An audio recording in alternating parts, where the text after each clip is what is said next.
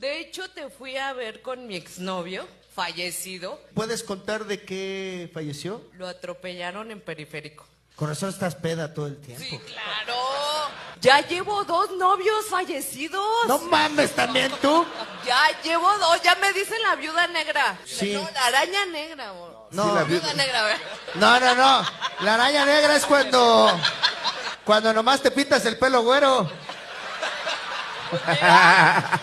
Pero un guapetón Cotorrear. que le quiera Cotorrear. dar un beso a la viuda. ¿Cómo ese señor, oye? No, pero otro que va a matar, ese señor le faltan 15 minutos, güey, o sea, también. Pase a darle un beso a la muchacha, don. ¡Vaya! ¡Vámonos, véngase! A ver, que ahora sí, otro. Pero baja la mano, baja esta mano. Ahí está, mira. ¡Eso! Ah. ¡El aplauso para el señor Manuel! ¡Inmortal!